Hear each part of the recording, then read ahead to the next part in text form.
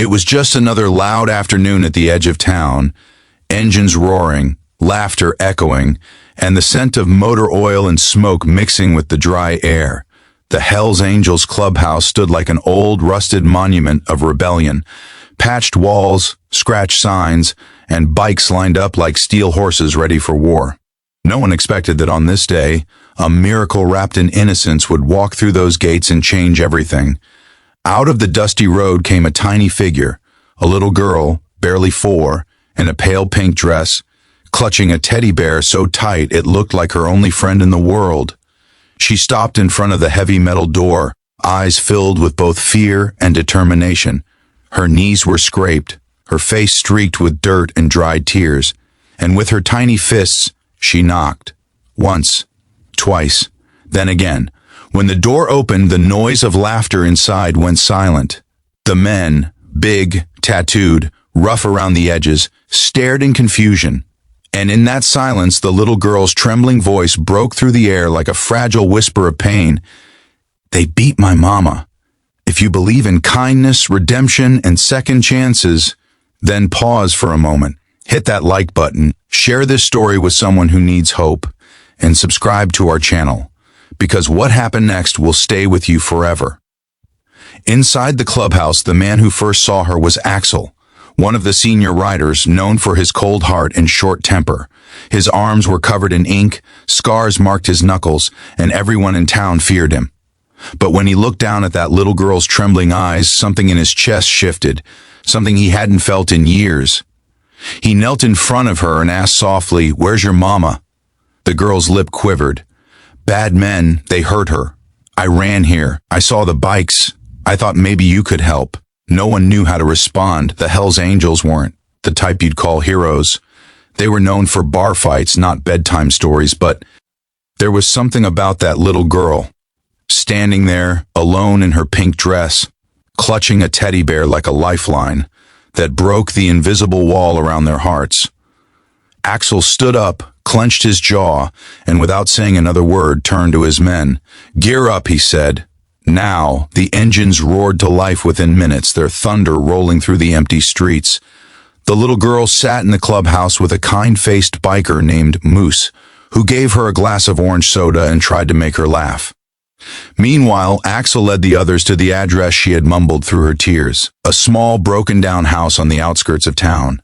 When they arrived, what they saw made their blood boil. A woman lay bruised and bleeding on the porch, trying to crawl toward the road. 2 men stood nearby, shouting, drunk and heartless. Axel didn't say a word. He didn't have to. His men understood. Within seconds, the bikers surrounded the house. The abusers didn't stand a chance. It wasn't just revenge. It was justice, delivered raw and real. The woman, her eyes barely open, whispered, "My baby." Axel took off his jacket, wrapped it around her shoulders, and said, "She's safe now." They called for help, stayed with her until the ambulance arrived, and made sure those men would never come near her again. The cops knew who Axel was, and they expected trouble. But when they arrived and saw the situation, even they stayed quiet. Sometimes right and wrong aren't written in a book. Sometimes they ride in on 2 wheels with a heart that still knows compassion. When Axel returned to the clubhouse, the sun was setting, casting a golden glow over the yard. The little girl was sitting on the steps, holding her teddy bear, waiting.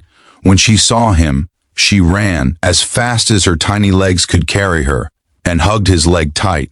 "Is Mama okay?" she asked. Axel knelt down again, his voice softer than anyone had ever heard. "She's going to be just fine, sweetheart." The relief on her face brought tears even to the toughest eyes in that clubhouse. No one said it out loud, but they all felt it. This moment had changed something deep within them. Over the next few weeks, the bikers made sure the girl and her mother had everything they needed. They fixed the house, replaced the broken windows, brought groceries, and even built a little wooden swing in the yard. The girl started calling Axel Uncle A. Every time she saw the rumble of motorcycles, she'd run outside waving her tiny hand, smiling like sunshine after a storm. And the man who had spent years running from his own broken past found peace in something he never expected: kindness. Axel had lost a daughter years ago in a car accident, something that had driven him into the dark world he lived in. But now, through this child, life had given him a second chance to protect, to care, and to heal. The town began to see the bikers differently. They weren't just rebels anymore. They were men who had hearts under the leather, compassion behind the scars.